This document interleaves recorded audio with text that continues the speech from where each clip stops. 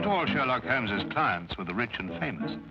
They came from all walks of life, even the humblest. Indeed, he was more apt to give heed to the humble client, the minor tragedy, because that was the nature of the man, human and understanding. Yeah, hang it all, Holmes. Let me have a look. After all, I did buy the beastly thing. Why don't you wait for moving pictures, Watson? Much more interesting, you know. Pictures that move? Ridiculous. I'm not being ridiculous. They've already been invented by a Frenchman named Lumiere, and an American Edison seems to have made it quite practical. Absurd. He'll never get anywhere with them, you'll see. Not commercially anyway. Nobody will be interested. Come in.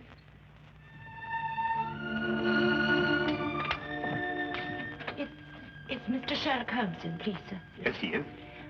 I'd like to see him if he'll speak to me, please, sir. Of course he will.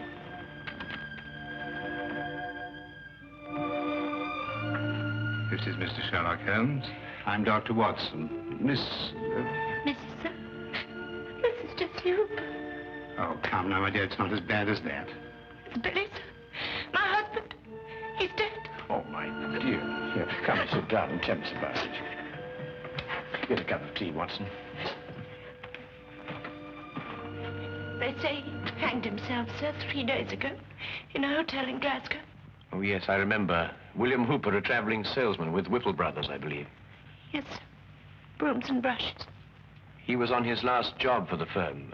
They were letting him go. Yes, sir, but Billy would have found another job. He wasn't afraid to work. Of course he wasn't. He didn't hang himself, sir. He didn't.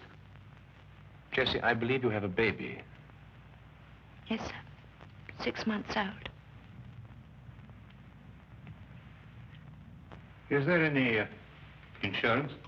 Yes, sir, but they say because Billy hanged himself. The policy won't be paid.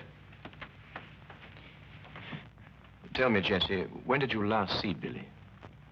On the day he went out to Glasgow, on the train. I went out part of the way with him to Doncaster. To cheer him up, I take it. Yes, sir. He was so upset about losing his job, about it being his last trip for Whipple's. Yes, of course, I understand. Was he in a more cheerful frame of mind when you left the train at Doncaster? Oh, yes, sir. We had ever such a jolly time. There was a gentleman in the compartment who was so funny, he kept us in stitches. When he laughed, you just couldn't help laughing with him. I see.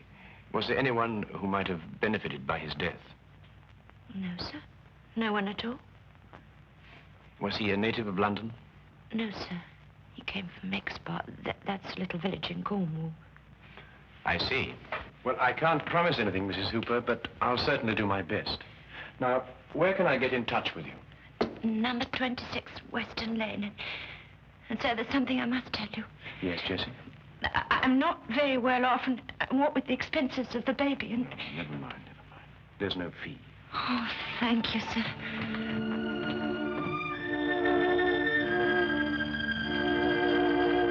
Goodbye, sir. Goodbye, Jessie. Sir, I don't know how to...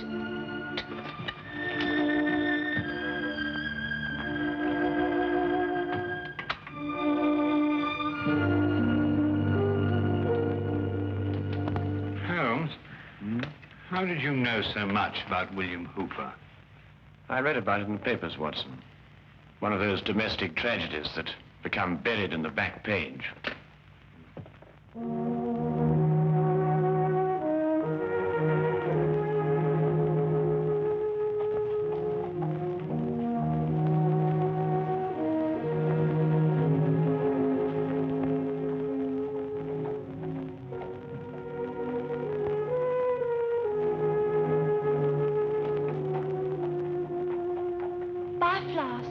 No, thanks.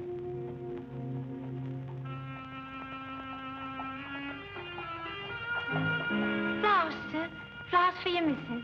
Got any stinging nettles?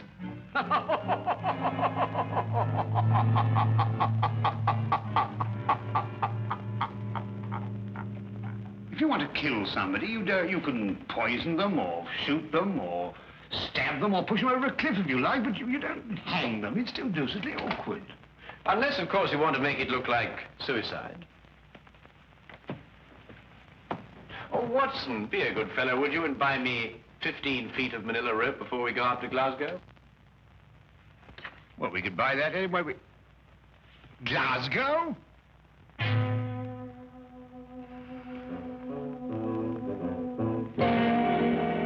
You know, Mr. Holmes, I'm only allowing you to see this rope because my cousin, Inspector Lestrade, asked me to.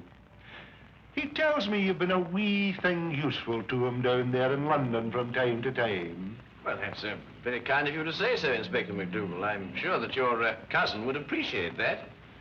Well, there it is. Nothing but an ordinary rope.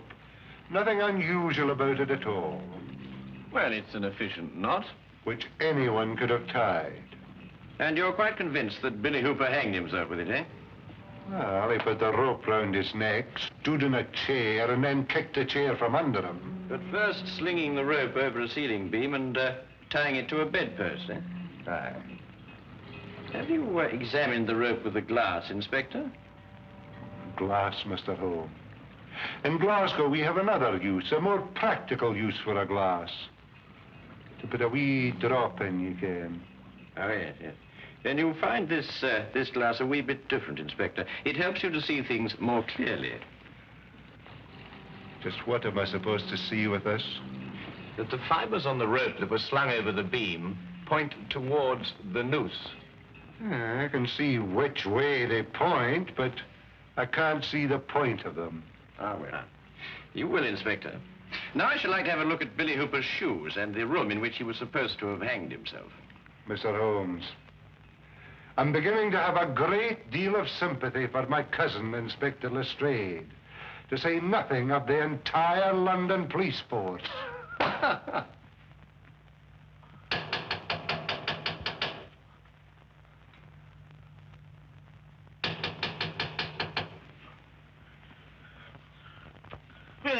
What's that? Who's it? What's that? Who's it? Huh? Morning, sir. Morning. Beautiful morning, isn't it? This is the room, gentlemen.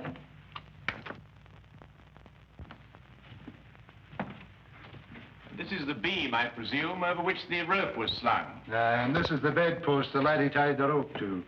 Interesting. Just a little routine detection, sir. Why don't you go back to sleep? Watson, let me have the rope you bought in London, would you? Yes.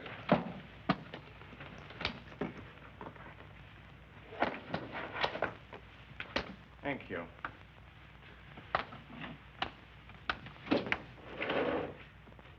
Now, would you come and stand under the noose? Just a minute, Holmes. What are you up to? Mr. Holmes, I'm afraid I can't allow you to hang your friend in my presence. Oh, very well. I only wanted to make the demonstration as graphic as possible. Would you hold it, Watson? Now, observe the rope, Inspector, passing over the beam as I hoist Watson up. What is all this in aid of? Oh, just an experiment, Watson. I believe you put on a bit of weight, old chap. This nonsense in aid of. Let's have a look at the rope. Inspector, observe that part of the rope which passed over the beam. You will note that the fibers point towards the noose. Exactly like the fibers of the rope Hooper was hanged with. So they do. But if he had hanged himself by kicking the chair from under him, his body dropping down would have caused the fibers to bend in the opposite direction, away from the noose. I've got it, Holmes. And because the fibers bend towards the noose, therefore, Hooper must have been pulled upwards. And since he obviously didn't pull himself up, someone else must have. And that is murder. Murder? What are you talking about? The late William Hooper, sir. Mr. Holmes here, by a brilliant feat of detection, has just proved conclusively that he was hanged here, in this very room. Hanged in this very room? Let me go in here.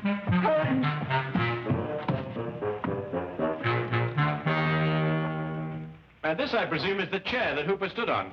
Yeah, that's it. Yeah, there are no scratches on the seat. And there was a nail sticking out of Hooper's right shoe. Further evidence if you require any, Inspector. Ah, fragments of glass. Was there a broken drinking glass found on the floor, Inspector? No, nothing at all. Oh, I expect the murderer tied it up after him. But I think that we'll discover that he gave Hooper a drink with a drug in it. Rather difficult to analyze at the moment, but I shall have a look into it. Wasn't there someone in the bed, Watson, when we came in?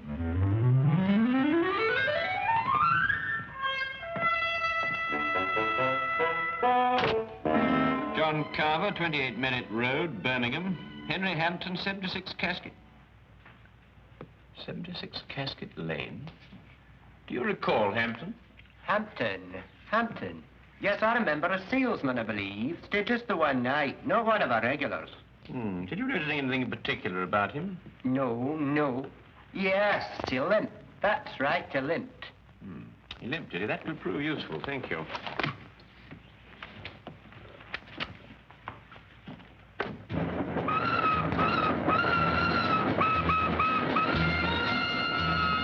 Aside from the fact that Hooper was murdered, what else do we learn in Glasgow?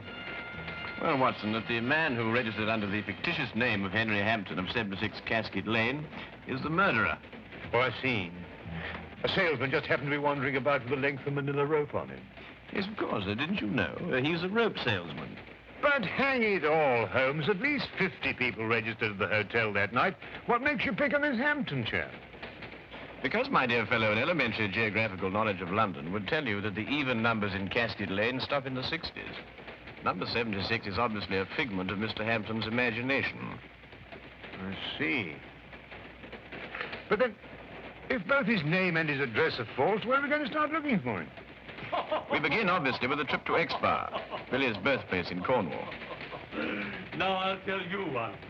About the chap who woke up one morning with an elephant trunk instead of his nose. Began the day by blowing his own trumpet.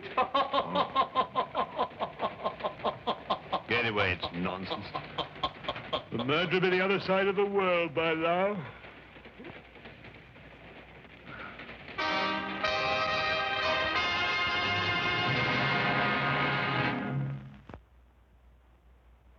And now we return to the case of the Jolly Hangman.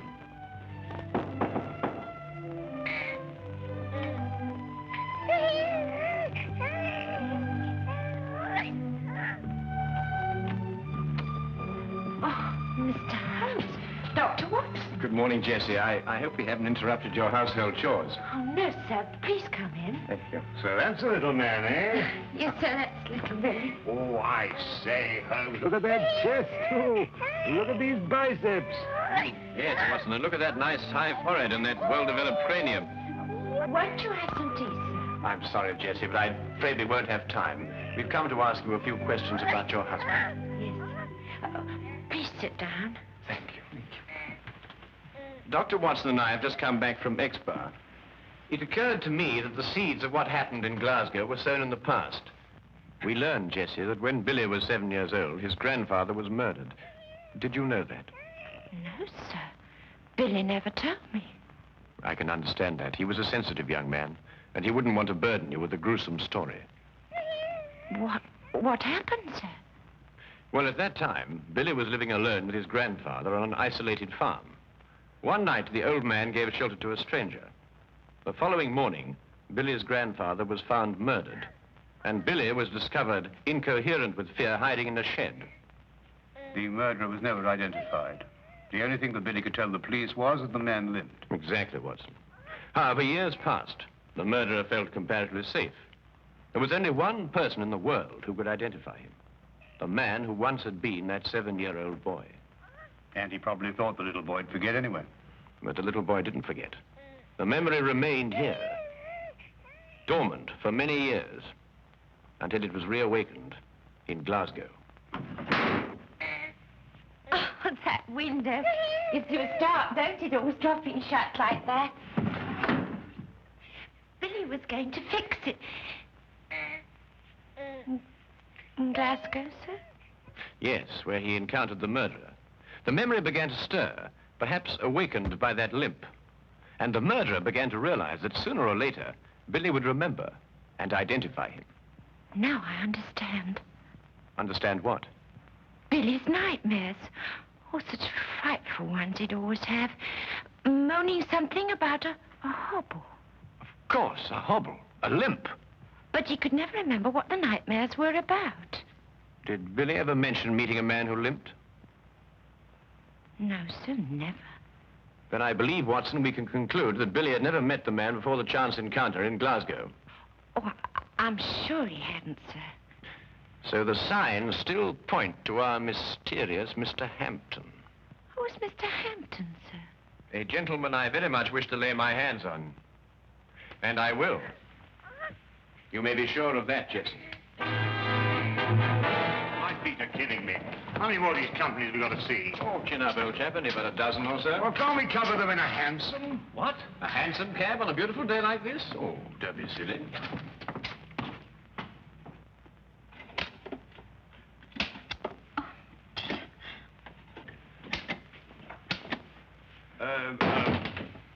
Good afternoon. Do you use a colon or a semicolon after, dear sir? Oh, colon, miss. Now, come along, Holmes. You know better than that. A semicolon, young lady. I can't find either. Tell me, is your sales manager in? A sales manager? That'd be Mr. Thornton, wouldn't it? Or Mr. Baxter? Yes, Mr. Baxter. Did you have an appointment with him? No. Must we have one? I don't know. I'll ask him.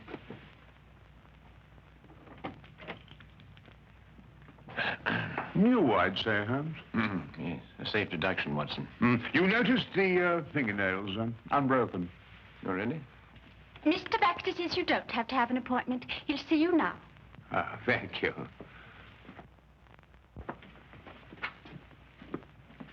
Good afternoon, gentlemen. Good afternoon. And what may I do for you? Good afternoon. My name's Dr. Watson, and this is Mr. Sherlock Holmes. Sherlock Holmes, eh? Oh, this is an honor. Not here to arrest anyone, though, I hope. Would it be an imposition to ask for your salesman's itinerary during, let's say, the last few weeks? The cities they've covered? No sooner asked than done, as the genie said. Oh, must be in the file drawer. Our road chart, you know. Dr. Watson, would you mind getting it? It's in the drawer over there. Yes, of course I will. The brown folder. Yes, that's it. Thank you. Now, let's see, shall we? Johnson covered Wales all this month. Harkinson over in Ireland. You're quite sure you've had no one in Glasgow? That's right. Used to go on the road myself, but not any longer. Can't stand the trains. Haven't been in one for years. Well, thank you very much indeed. And good day to you, sir. Good day. Come back if you've got any loose ends to tie up.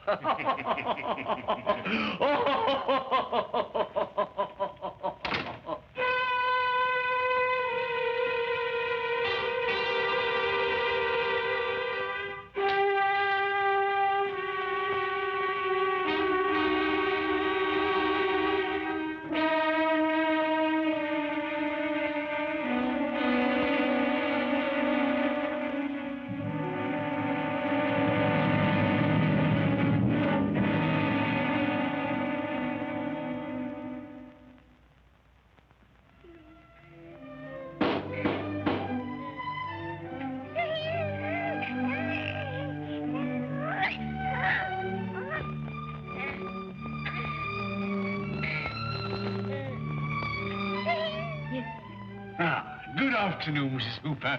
You don't remember me, Mr. Baxter.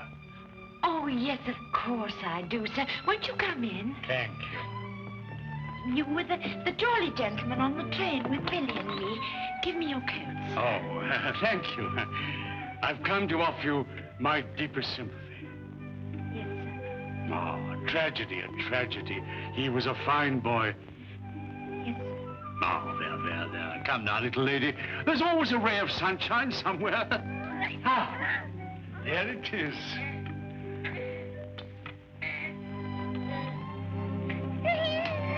A little bundle of happiness. A joy and blessing for you. You'll always have...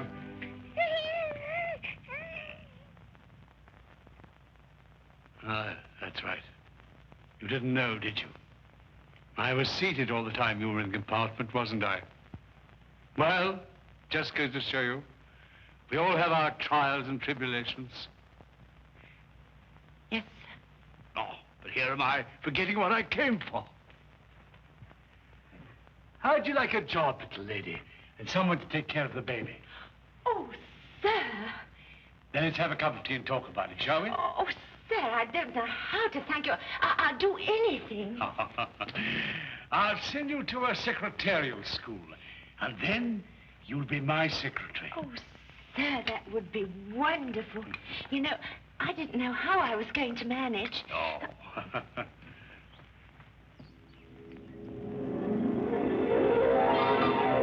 Take sugar, sir. Huh? Oh, no, thank you. Looking at you is sugar enough for me. Oh, really? My friend Sherlock Holmes tells me you've been to see him. Do you know Sherlock Holmes, sir? Oh, I should think I do. Always asking my advice, Sherlock is. Can't solve a case without me, he says. He and Dr. Watson went up to Glasgow, you know, inquiring at the hotel where Billy was. And then they went down to Exbar. How do you know all that, sir? Oh, Sherlock tells me everything. I suppose you told him that you and Billy met me on the train. And you gave him my name. I'm afraid I'd forgotten your name, sir. Had you now? Then you're the only one who knows, eh? Well, wouldn't Sherlock be surprised to find that I'd met Billy on the train? Yes, indeed. Wouldn't he be surprised? Yes, sir. Now, drink up your tea, and we'll talk about your new job. Huh?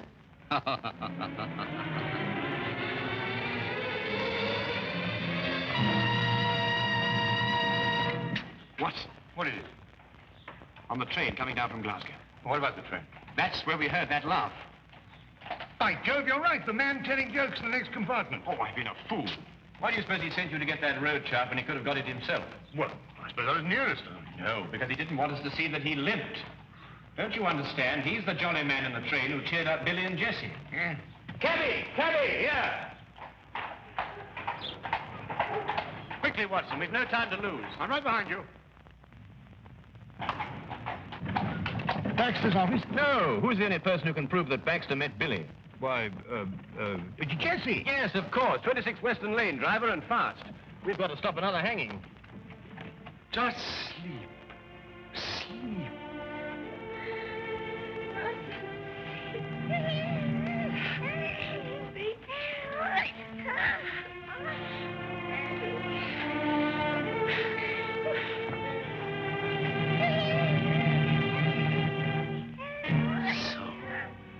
Had to go to Sherlock Holmes, eh? Couldn't leave well alone, could you? You're just like your husband in that. He couldn't let sleeping dogs lie either. The way he looked when he saw me walk out of the train at Glasgow. Well, maybe he wouldn't have remembered my limp from that night, and maybe he would. No point in taking chances. I don't believe in taking chances. Mrs. Hooper? Mrs. Hooper, it's Sherlock Holmes. Open the door. Mrs. Hooper. Jessie, it's Sherlock Holmes. Open the door. Jessie, open the door. All right, Watson, break it down.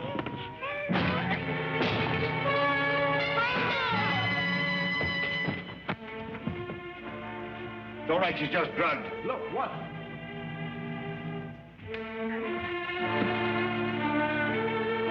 No.